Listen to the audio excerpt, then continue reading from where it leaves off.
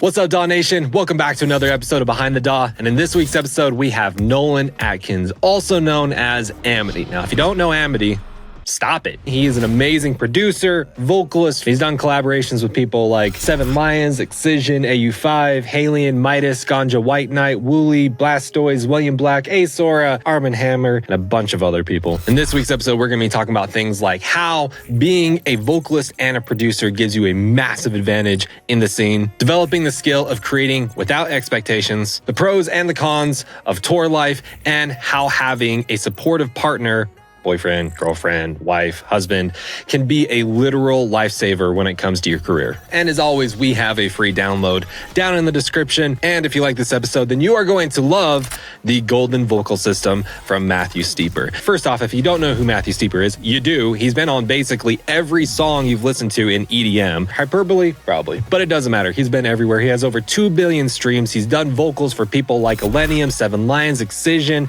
Said the Sky, AU5. I mean, the list is just, it's enormous. For the first time ever, Matthew Steeper shares his 10-step vocal production system from taking a unpolished raw vocal into making it into an industry standard. This is the same system that he has used on all of his songs for the biggest names in EDM. It is a super simple, super easy to follow course, and you can find a link down to it down in the description. And I don't know how I forgot to mention this, but he does all of Halion's vocals. She even makes a ton of features inside of the course. So if you want to take your levels to the next vocal, that's not right. If you want to take your vocals to the next level, go ahead and click the link down in the description or head on over to dawnation.net/golden. DAW Nation, with all that out of the way, let's go behind the DAW with Amidy.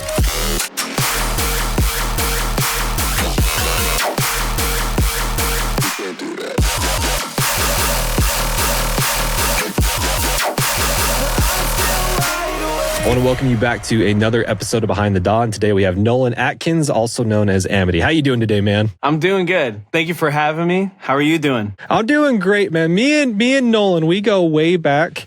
Him and I, we went to Icon Collective together. Also, the Icon just shut down. Oh, Nolan. I know. I heard about that, and that was actually really devastating. That was actually one of my favorite years. I loved the whole experience, and so to hear that was ending really, really saddened my heart. I know this was not a plan. We did not plan on talking about this, but here we are.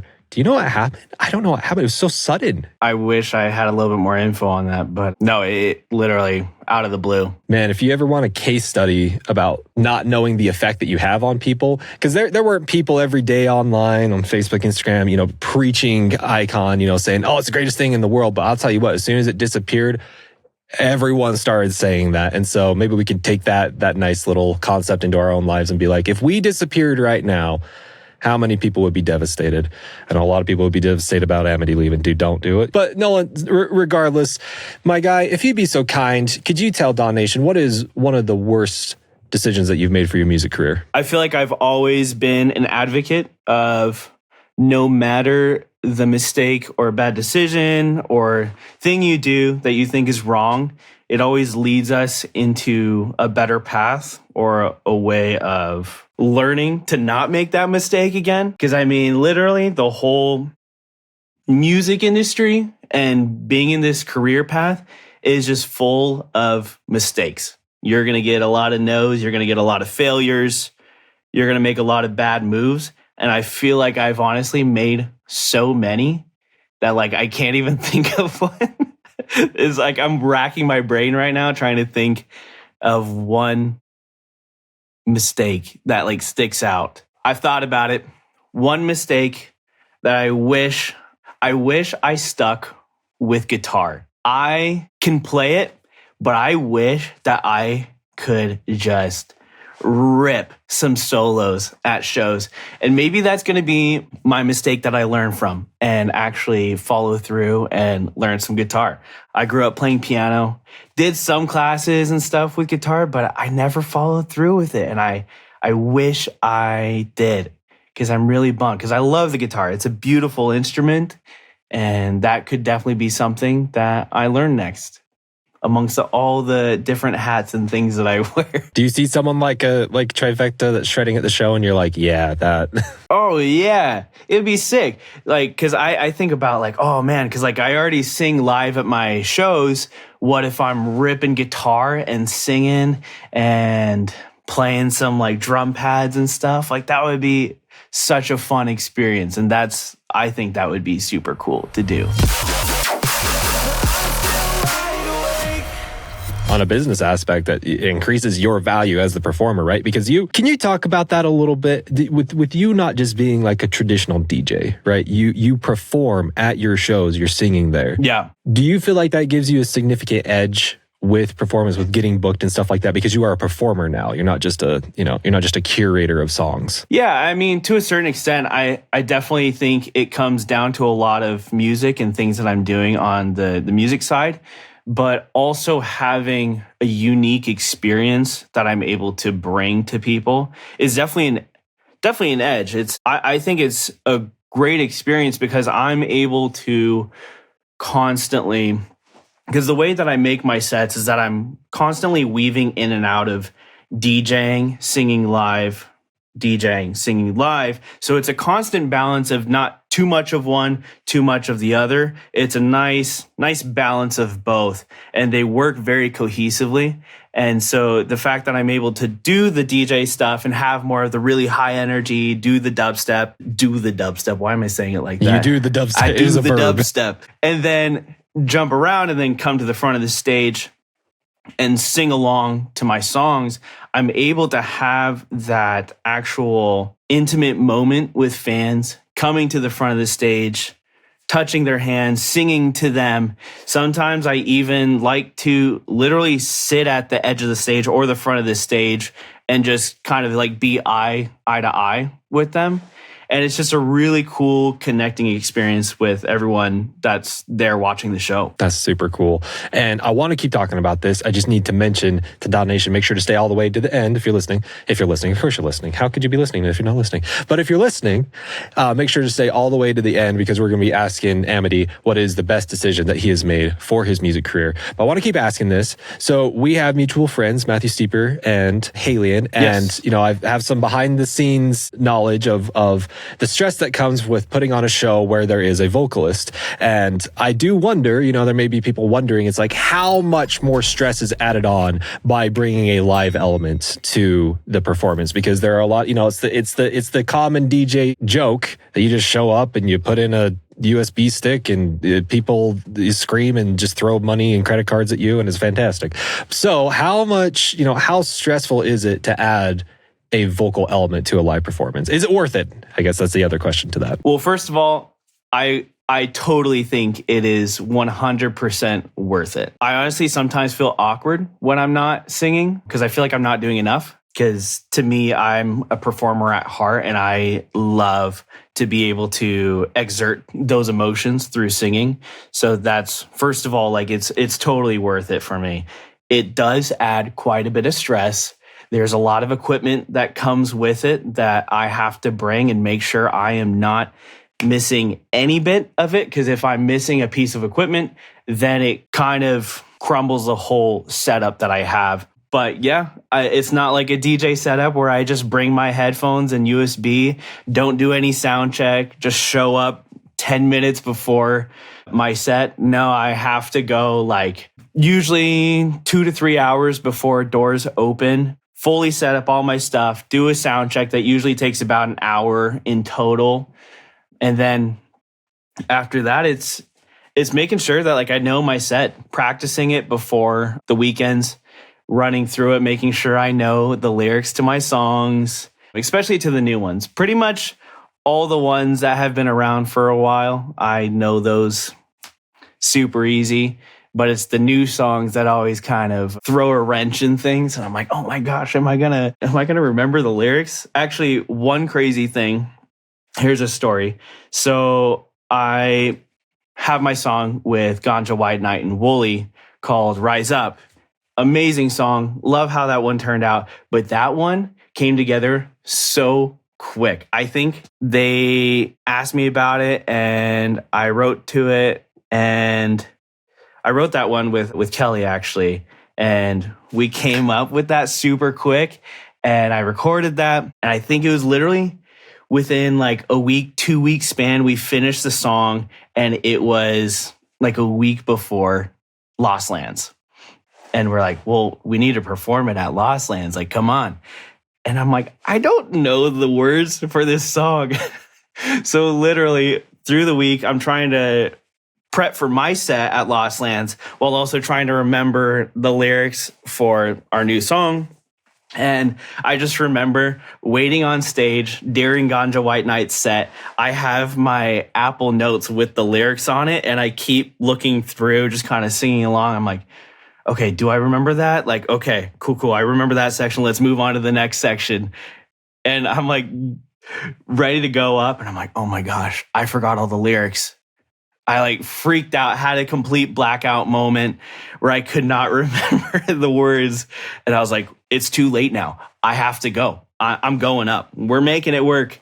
And right when the first like, da, da, da, right at the beginning, I was like, oh yeah, here we go. I got this.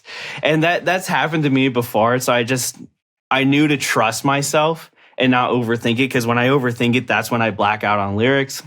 I freak out, I stress out, and it's just trusting the process and then knowing that you know the words, you just need to hear the song. That was really stressful. Is there a time, I'm sure that's not the only time you forgot lyrics or maybe said something wrong. And so like when you do you kind of turn into a mumble rapper and you kind of like somewhat say the things, but... Honestly, it's been very few times that I've actually forgotten lyrics while I'm singing the songs. There was one time to where I just kept singing during the verse, and I just repeated one line twice because I completely switched the order of the lyrics and the lines, and I was like, well, I guess we're just going to sing this twice. And as long as you don't show that like you're messing up, it doesn't sound like a mess up. You just kind of have to go with it and just keep running through it. But the crowd will know if you mess up, if you show that you're messing up. So you just have to keep running with it and just not let them know. But most of the time, honestly, like I can count on my hand the amount of times that I've forgot my lyrics. So luckily it's been very few and far in between. That's a great piece of advice, not just for performing, but everything.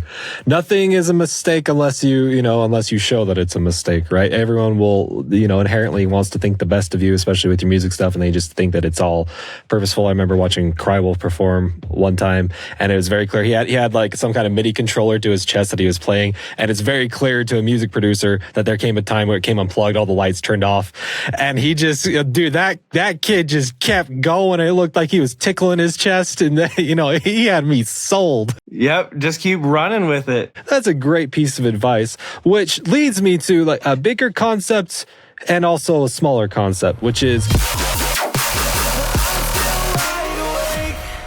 you were the second person ever to come on this podcast many years ago when we were some young gents, and a lot has changed since 2017. Like that's, wow, I can't even begin to think about that right now.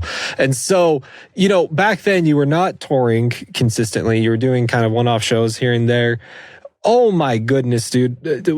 What can you tell us about the tour life? What insight can you give us into that? You talked about performing and how it's amazing and not messing up, but what else can we know about the tour life? I mean, yeah, it's crazy to look back to when we first did our interview, and I was maybe doing, I think, like five shows that year. So very, very few.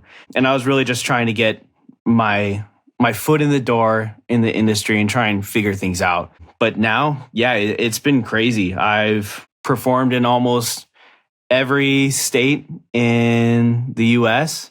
I've performed in multiple countries. I was just in China, which is like, pinch me, I'm dreaming. Like, that is insane. That, like, I never one day thought that like my music would get to a point to where it would take me to China, like all the way on the other side of the world. It's just unbelievable. And like, I wasn't expecting to like have people know who I was there, but like, it was insane. Like, everyone was so nice. And it was such a great experience. But to get back to how touring is and just like what it's about, it's tough.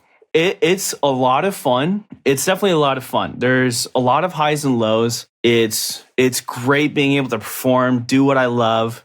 On the other side of things that like I feel like a lot of people don't talk about, it is tough. Like you don't get a lot of sleep. Your sleep patterns are completely screwed up most of the time. You're flying in day of show and you land maybe like 4 hours before you have sound check. So you're just kind of getting acclimated in the area. You do the show, sleep for maybe 2-3 hours, and then you're right back heading to the airport to get home. So it's usually you're in a city for less than 24 hours. I feel like some people think that like, oh, you're there for like a couple days or so, like you get to check places out. No, it's like it's so quick that I don't get to experience the culture, the city, the people. Like it's so quick in and out. On the other side of things, it's pretty darn lonely. That's one thing that no one talks about. It's like the Justin Bieber song, Lonely. I just sitting there. Most of the time, what ends up happening is I'm grabbing dinner by myself, hanging out at the hotel in my hotel room, just waiting to go to the show. It's always amazing, though, when I play shows with friends, because then we just get to hang out and have a good time and just be together. It's a lot of traveling. I mean, the average person maybe flies once or twice a year, maybe. I am in a plane every weekend with like multiple flights. So it can definitely be overwhelming, but I mean, this is exactly what I asked for. So like, don't get me wrong. I'm not complaining about even like those are negatives. Like I feel so insanely blessed that I get to travel every weekend and get to see new cities, even though it's for a short amount of time. I get to say that like I've seen these places. I always try to like DoorDash some new like local food to my hotel so I can try the food in the area. Yeah, I mean, I feel like that's kind of the encompassing of all of it. Like it's amazing and it's so cool to travel, but there's like other sides to it that like people don't notice about. So Nolan has a wonderful wife. And so I'm assuming that a lot of the loneliness that you experience is, leaving her behind. I'm sure she can't come with every show. And so what's up? Do you got any tips and tricks about how to deal with that? Because, there's a lot of people that are listening to this and they're kind of scared. They don't want to leave their wife behind, their girlfriend behind, their boyfriend, their husband, their kids, their dogs, like with their plants. If you're blank, there's a lot of people that worry about that. So do you have any tips and tricks or insights about that? Yeah, I am so lucky to have just a fully supportive, understanding wife. She knew getting into a relationship and marriage with me that I was like, hey, like there's going to be a time to where like I'm traveling a lot.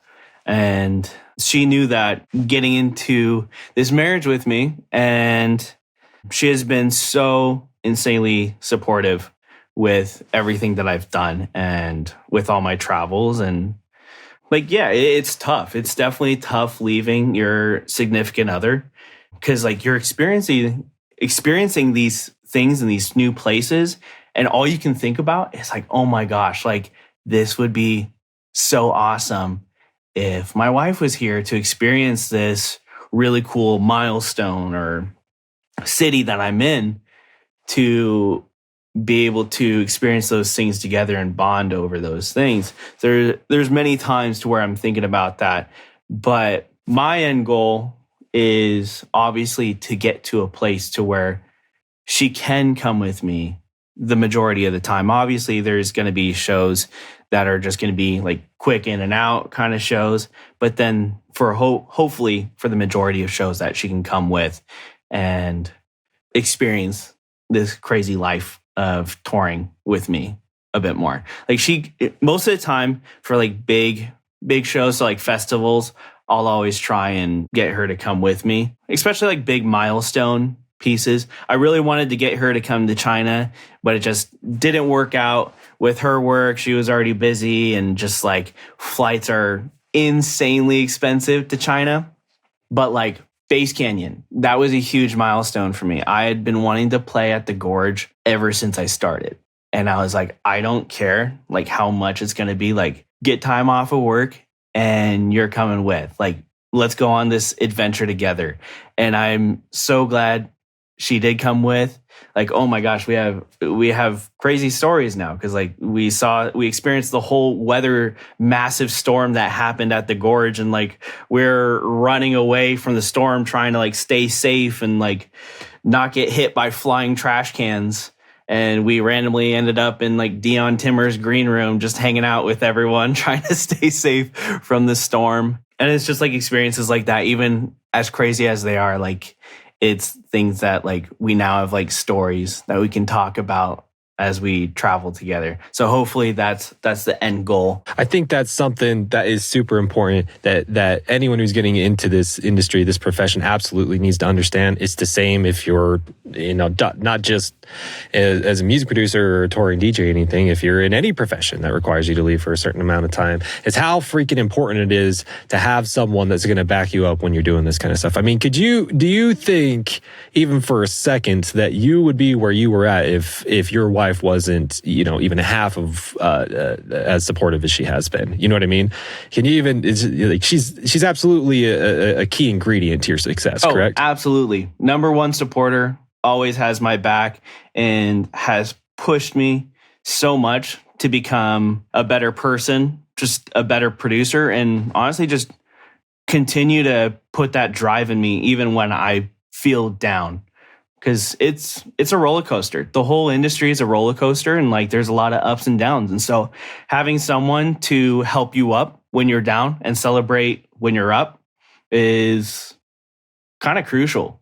It's really important to have that steady person behind you. I could foresee some of the listeners saying, well, actually, I heard that I shouldn't be focusing on anything else. I shouldn't be focusing on my relationships or anything like that, that those things could be a distraction to my music. I mean, what would you just say to someone that would respond with that? Honestly, that's totally fair. I mean, every journey in music is different, and certain people thrive off of different experiences and routes. So for me, like having someone to help push me and be that external force to lift me up when I'm down, like that's kind of what I needed. I'm a sad boy. I'm a sensey boy, like I cry to my own music. So like I need someone to help lift me up when I'm down. And some people just don't need that. And that's totally okay. Like there are a ton of artists that are single and like they are doing way better than I. Maybe that's because they don't have distractions, and that's totally okay. Like I think there's not one singular right way to go about things in the music industry, and I think that's kind of the beauty of it. You're touring, you're doing wonderful things. Let's say you come home off tour from a show, whatever, and you're in the studio, you're creating, of course, because that's the cycle, right? You create the music to go play it out, to come home to create the music to go play it out. So one of the things that you mentioned is that you have recently been creating without expectation. That sounds so lovely. I have no idea how you do that. Tell us more. Yeah, honestly, creating with expectation is a lot harder, a lot easier. Wait, no. What's the word? Easier said than done. There we go. That's what I was trying to pick my brain for. Easier said than done. Because as artists, we kind of get into our heads about things that are popular. Because like we hear what's trending, what's doing really well with streams. And our brain kind of naturally thinks of these things as like, oh, well, we need to do that and follow that. But also, as a melodic bass producer, I find myself, and I know a lot of other guys find themselves doing this as well, is that we kind of put walls up that we kind of have to stay in this melodic bass realm. And I think in this day and age, I feel like genres are becoming more fluid and people are not really caring as much with artists going around to different genres and experimenting a bit more. And I think I was kind of getting to a place to where I felt like I was making a little bit of the same thing and wanting to experiment more. And I felt like once I let those walls down and stopped having that preconceived notion of like, oh, I need to produce the song this way or have these certain sounds or start it this way for it to stream well or be received well by the masses. And now just thinking, well, me being an artist, like what feeds me? Like I need to feed my emotions, my soul, like my brain of ideas that are popping out. And like a lot of the times I would kind of shut down ideas because I'm like, oh, you know what? No, that's not the route that I need to be going right now. Like let's push that to the side. And ever since I started doing that this year of not pushing that to the side, letting my walls down, and when I have an idea, flush it out, I've had more goosebumps moments than I've had in a very long, like I haven't had a goosebump moment in a while. And I've had multiple goosebump moments and it has been so satisfying. Like I'm starting to really feel the emotion in my music again. And I'm starting to feel those moments that I'm like, oh my gosh, like this is freaking good. And like moments to where like I cried listening to my own music. And it's so satisfying. And obviously there's still like that piece in my head. I'm like, oh, well, you still need to like make song that like people will like. But at the same time, I'm like, no, like I also really want to like it and be super proud of what I'm making. And now listening to more of what feeds me, I'm really excited for these songs that are in the works and coming out. Yeah, really excited. A very common fear that people have when they start to get to your crossroad, because your crossroad is very, very normal, right? You start a brand, you start making a song for business purposes or because you want to, whatever. You stay in that lane to help build it. You build the audience, and eventually your heart calls for more. Your soul wants to, spread out, even if it's just a little bit, some people more than others. But, is there a fear that you're going to be alienating people by creating, kind of expanding the Amidy sound a little bit? What is that a fear that you deal with? What's going on with that? Totally. Yeah, that's definitely things that like pop in my head. But I think at the same time, I can't let fear control my artist vision. At the same time, I totally get what you're saying, because I agree for a very like extent of that, because I think artists do need to create their own lane, especially at the beginning. They need to create their own tree and root system. They need to grow that tree so that people know if this tree grows into other branches, they know what it's still probably going to sound like, just because that tree is sturdy. They know the sonic identity and the types of chord progressions, melodies, drum sounds that this producer likes to use. And so even if they're creating other branches, they're still off of that one tree, and there's similarities between it all, but it's still allowing this tree to grow and experiment and experience different sounds and journeys that it needs to go on for it to become a full tree. Because a singular stump just going up isn't a beautiful tree. You're going to get that beauty from the experimentation and those branches growing off. That was beautiful. I've never thought about it like that. So if I'm understanding your analogy correctly, if I don't take it too deep, because I'm going to take it too deep, and all of a sudden we're going to be chopping down the tree and making paper. What are we doing? Oh my gosh, Wyatt, calm down. And so, but you're saying that's right. So the stump, center, the core is really like integral. You need that. That's like an absolutely essential part of the tree. But if you looked at a tree and it had no branches, it was just a stump. Oh my gosh, that's so ugly. That's what is that? That's not a tree. It's a post. It's just a thick post. You can't even consider a tree right now. And so you're right. The branching off is what really complements the inner stump. Stump is such an ugly word, but you know what I'm saying. But no matter what, I do think that artists need to create their own lane, their own stump per se, to be able to branch off. Because if you don't create that sonic identity and that branding, it's gonna just be like a bunch of branches with no stump. Like you need that weight, that foundation to build off of. And through the years, I've built that foundation. Now I'm ready to build some more branches. The one end of the spectrum, the one extreme is like you were saying, it's just a stump with no branches. On the other end of the spectrum, it'd be like what? Like a tree and like one branch is like growing into a bush. And you're like, what is that doing there? What that is completely irrelevant to the tree, my guy. Yeah. Or a tree growing into another tree and you're looking at it, and you're like, that's what? And so yeah, I get the analogy. I think that's a really, really good analogy. And so now you're at a place in your career, the Amidy story, where you can start branching out. You have more freedom. You have more of the ability to start branching out to make that Amidy tree truly just gorgeous. Am I hearing that right? Yeah, because I think before I was trying to create those branches and then I'd cut them off myself and not allow them to grow. And now I'm kind of at a point where I'm like, no, like why not? Let's try experimenting a little bit. Let's become a little evil scientist. It seems that the industry now is actually more primed for that kind of a tree, right? I feel like when you and I were going to Icon, it was almost promoted to have the least amount of branches as possible.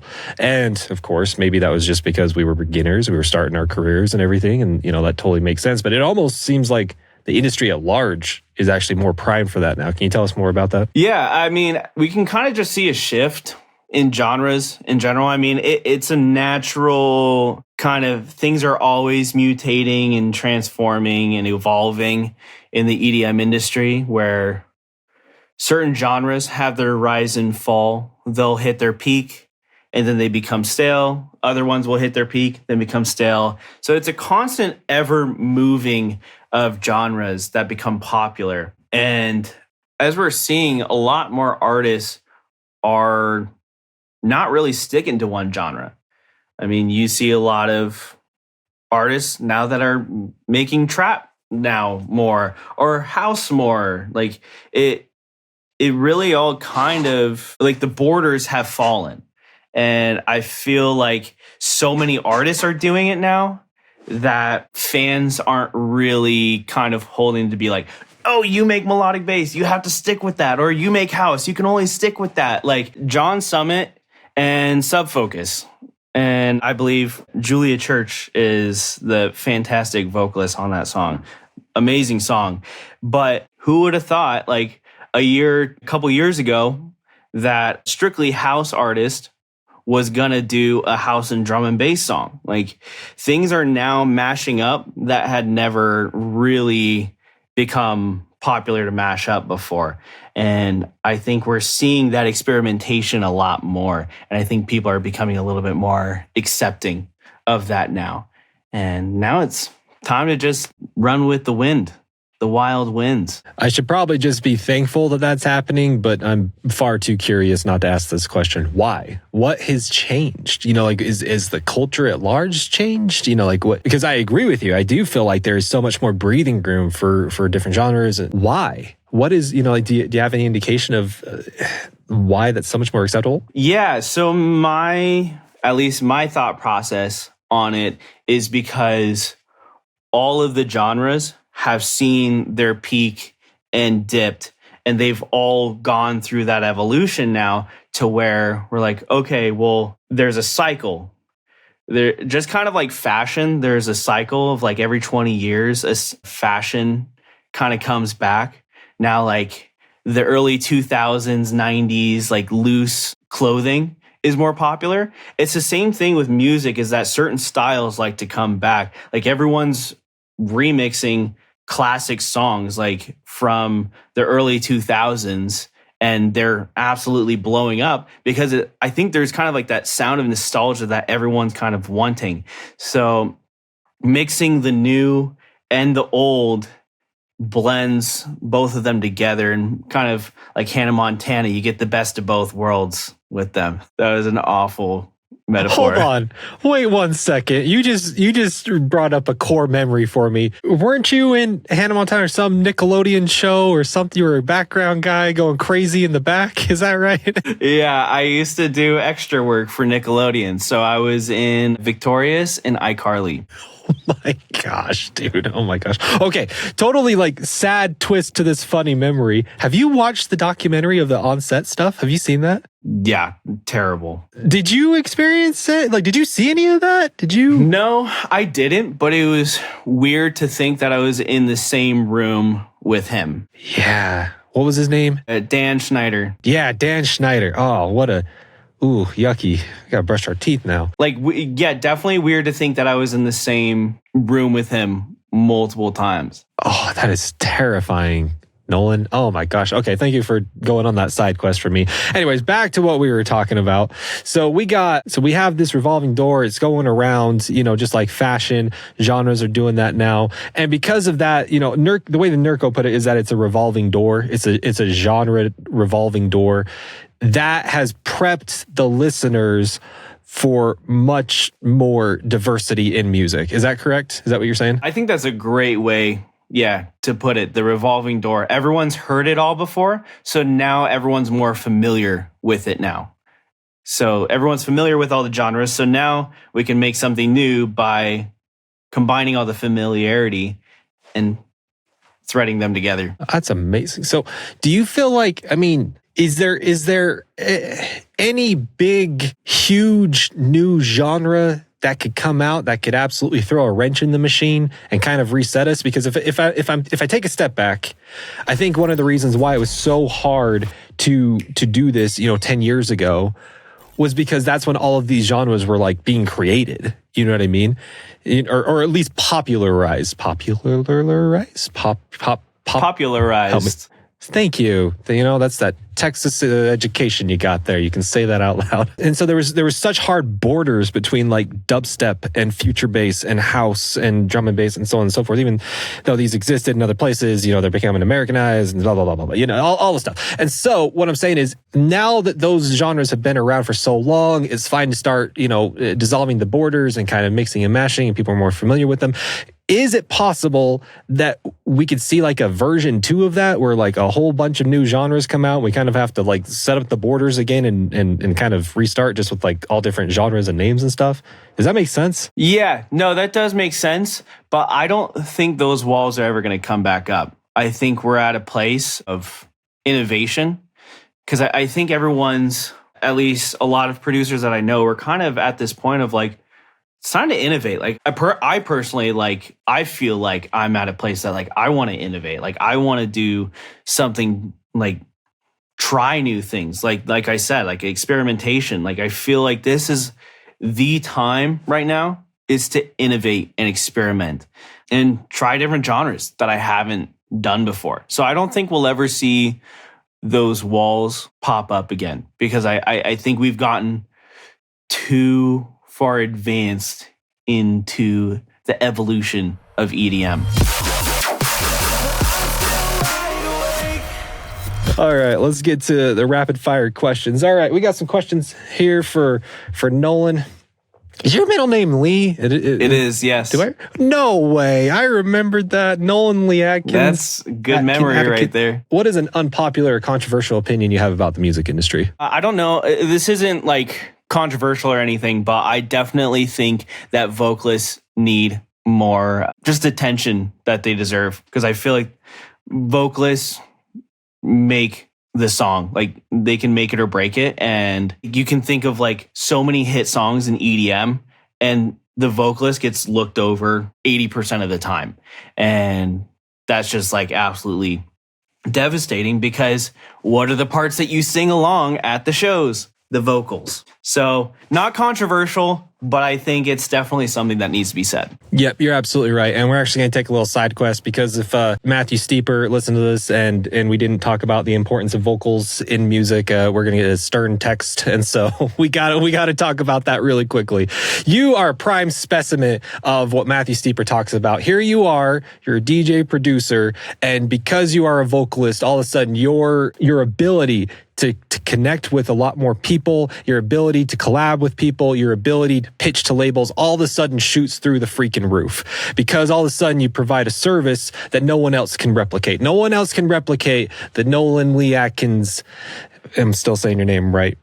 Atkins, not Atkinson, not Atkins, not Anakin Skywalker. And so no one can do that. No one can replicate that, correct? Like you because you are a vocalist, because you incorporate that into music, you have a significant edge to your music. Can you agree with that? Yeah, most definitely.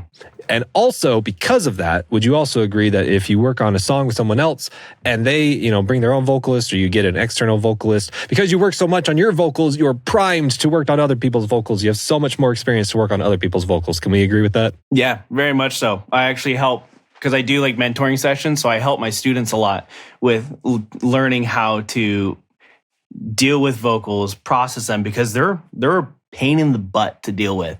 So not the vocalists, mixing vocals. Let me just get that clear. They're hard to mix and take care of. So yeah, understanding how to work with vocals takes a long time to actually do it correctly. And then the side quest will end after I say this, and Papa Steeper will be very, very happy with his children. Matthew Steeper has a 10-step system for processing vocals. It's amazing. Go to the Goku vocal system. What am I doing? Oh my gosh. Goku. The golden vocal system by Matthew Steeper, link down in the description. Thank you for going on that little side tangent. What is one of the most useless things you spent money on for your music career? Honestly, I would say two things. They just don't work for me. It does not work with my workflow. A Native Instruments machine, like the beat pad, I bought it and I immediately sold it because it did not work with my workflow. I just like clicking things in. Second one, MIDI keyboard. I like clicking things in. It's weird, I know, but I like having the control of clicking things in and not having to deal with quantizing and doing all that stuff. I'd rather just do it right the first time and not have to worry about it. I could play it in, but I don't know. I just don't like to for some reason. I'd rather come up with all my melodies and stuff on my piano that I have outside my studio. Okay, so you still are using... Well, the piano outside your studio, is that like an actual piano, or is it MIDI? It's a grand piano. Okay, so you go and you figure out melodies on the grand piano, but then you come back in and manually input them into your DAW. Yeah, sometimes I experiment with playing with melodies in the DAW as well. But I do like to have the hands-on experience, because I feel like you feel the emotion behind the melodies with the chord progression just a little bit more than in the DAW. You're going to light the internet on fire with that comment, my guy, because people love MIDI controllers and swear by them. But I mean, I agree with you. The less stuff that you have to create, the better, in my opinion. I mean, I'm saying that with I literally have a machine back there. That's literally what that is. And a massive screen. Oh my gosh, it's the size of like a safety raft. It's so big. I'm not here to throw shade on Native Instruments. No, not at all. But I'm kind of going to. It's kind of weird. They got their own proprietary software. Yes, you can hook it up to Ableton. It's still kind of weird. I don't. It's kind of in this weird middle space. Yeah, because I love all their plugins. They're amazing. I don't know. I got really hooked on the LED lights and the shiny part of it, and I was just like this actually doesn't work with my workflow. And I feel like that works with other people's workflows, and that's totally fine.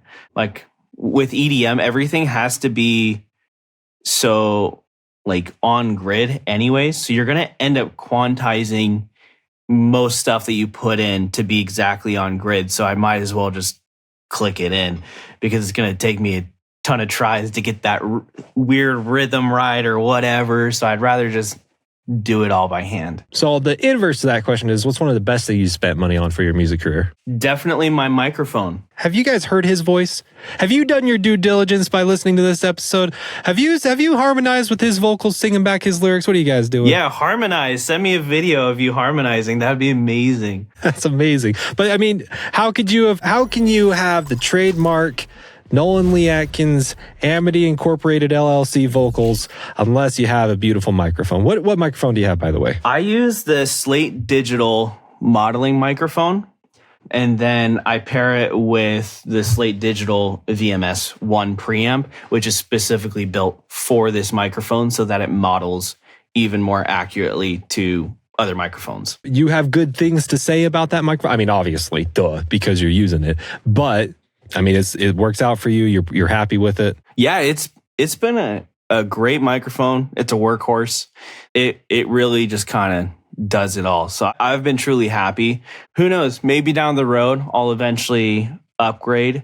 I feel like getting a Neumann one of these days would be kind of the ultimate goal. But honestly, this does the trick, and I've had this for 4 or 5 years, and it has just been absolutely killer. I've sang all my songs on it: Shadows, Rise Up, like all the big ones, all the little ones. Like, they have all been recorded on this little puppy right here. The next question we got is, what do you envy about the new producers that are coming up right now? I feel like it's growing up with the technology. Like, that's accessible now, because I feel like we had a lot of resources available. Don't get me wrong. We had a ton of resources with YouTube and everything, but I think it's also kind of the thing of like kids now growing up, like very little kids growing up with an iPad in their hand at a very young age. They're already way more adept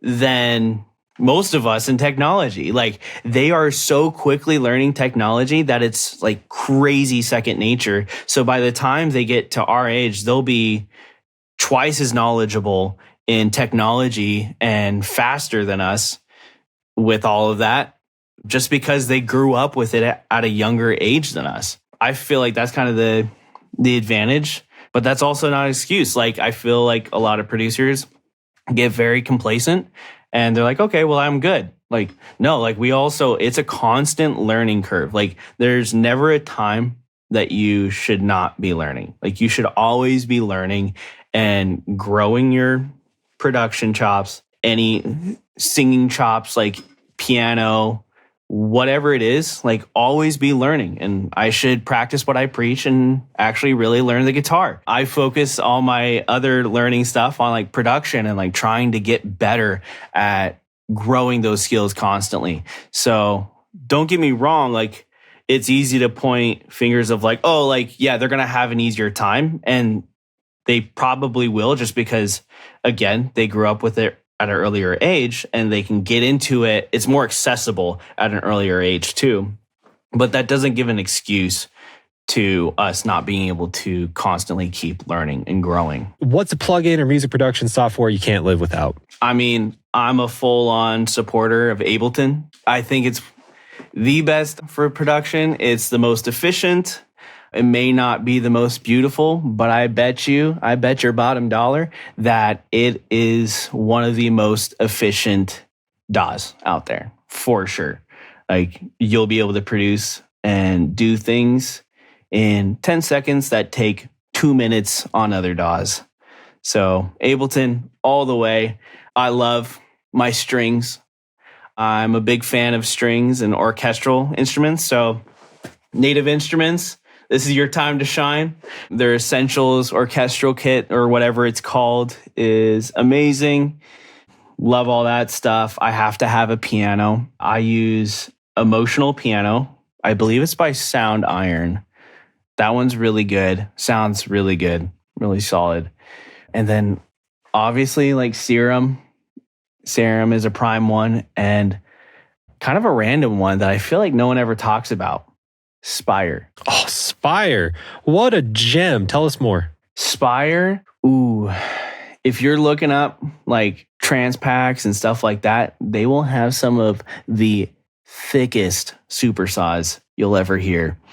So very warm, very similar to Silence, but I use both, but I do really like the saws and leads and plucks on Spire. There's just a different tone to it that just feels really good. God forbid the Ableton overlords absolutely ban you from ever using Ableton again. What's your runner-up? What's the DAW that you would go to if you had to flee the Ableton nation? I'd probably go back to FL Studio. The beat sequencer was kind of cool, But that was the DAW that I was working on before Ableton, before Icon had me switch over to Ableton. Then I never looked back.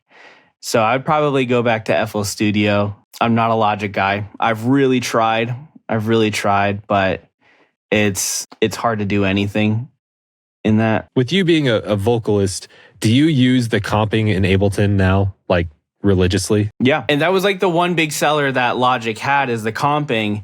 And there was a few times to where I'd record in Logic and comp and then bounce it over into Ableton.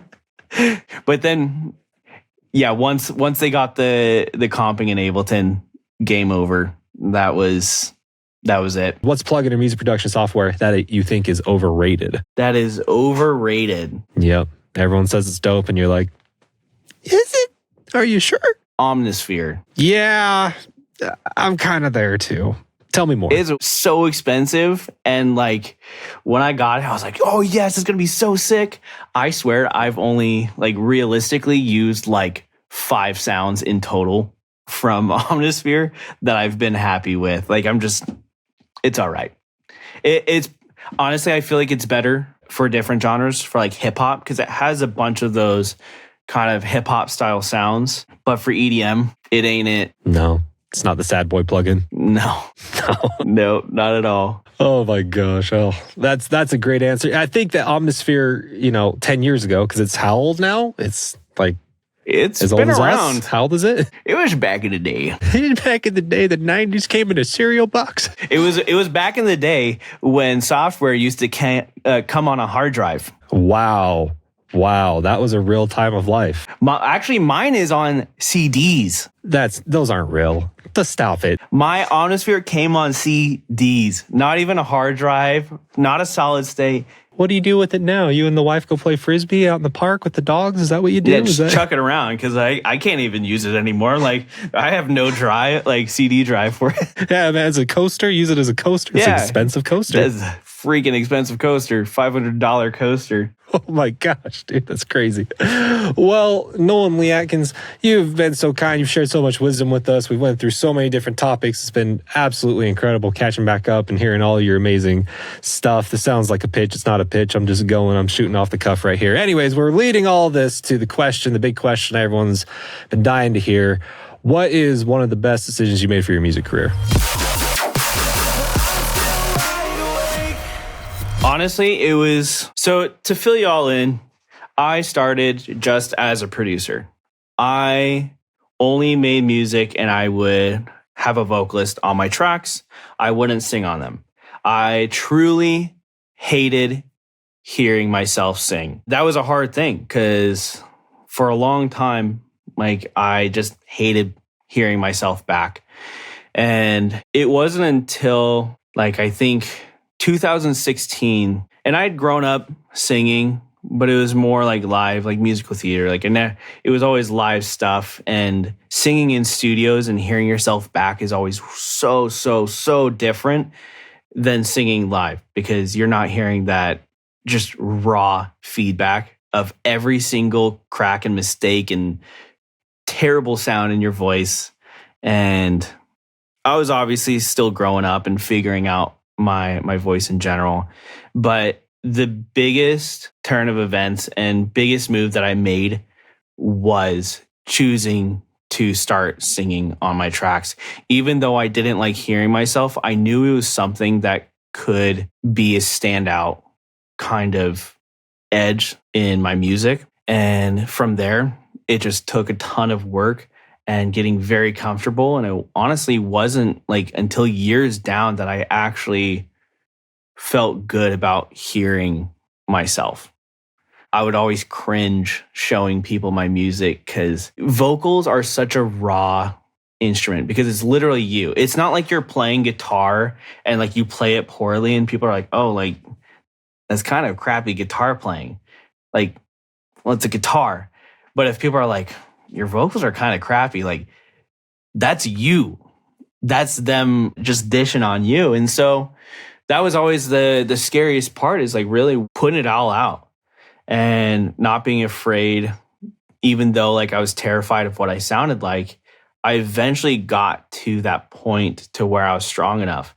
And so I think with that can kind of influence others is that if you have a way of kind of bringing an edge to your brand and that extra value to the industry, but you're not comfortable with it yet, continue to work on it and grow and continue to push on it, even though it's very uncomfortable and really hard to do.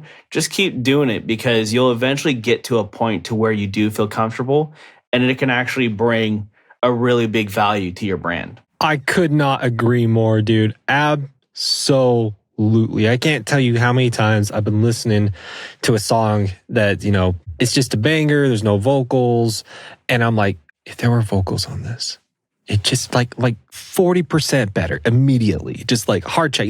Are they even good vocals? It doesn't even matter. Just vocals. Something to like grab your attention. I know there's a whole biological side to that. We are attracted to vocals, makes us feel safe, makes us feel all the kind of stuff. And so a fantastic answer. And I know that Papa Steeper is so happy with you saying that right now and talking about how important the vocals are and why they matter. And so Nolan, this was fantastic. Is there anything else you want to? Yes, there's something else you want to talk about. Hold on. It's in my notes. It's right here. You got a little something with Sir William Black and Fairlane. What do we got going on here? I do. So, yeah, actually, the timing is working out perfectly because today I am releasing a song with William Black and Fairlane, production collab, as well as I always got to hop on the vocals as well. Production it feeds the soul, but also doing those extra vocals just feeds it a little bit extra. So I always got to do a little bit extra with that. So yeah, production collab and singing on it. And it's a sad boy, but we wanted to go hard on this one. So we threw down on the middle, getting a little down and dirty with the little dubstep. It's a really, really good one. I'm really excited for everyone to hear this and just kind of see what the feedback is. I think people are really going to like it. I hope they do. I know I really enjoy it. And that's a big part of it is as an artist is making sure that we love our own stuff that we're putting out. And I love this one, so I hope y'all do too. You're an amazing vocalist. And so is there anything else you want to say before we wrap up? I just want to say thank you for having me on. I mean, it's been so long since we did the last interview and it's been a bit since we've talked. So it's been great just getting to have a moment to chat and update each other on what's going on and have this moment together. Sup? It's like 1,000 degrees outside, but DAW Nation, thank you so much for listening to this episode. Now say it with me. Say it correctly, say it slowly. You know what I'm going to say. We're going to say it together.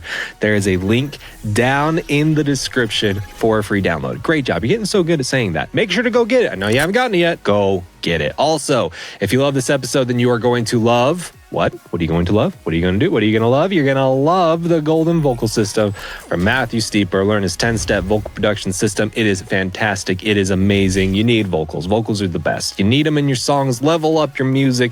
You just learned from Amidy himself that having vocals is one of the biggest superpowers that you can have in the industry. Down in the description. And DAW Nation, here we are. Once again, not knowing how to end this. Subscribe. That's right. You need to subscribe. You haven't subscribed yet. Go ahead and subscribe. Whatever platform you're on, Spotify, Apple Music, YouTube. You can subscribe, leave a comment, tick the notification bell, do whatever you need to. Whew, it is so hot in here. It's like 105 degrees today. St. George, Utah, baby. I don't know how to end this.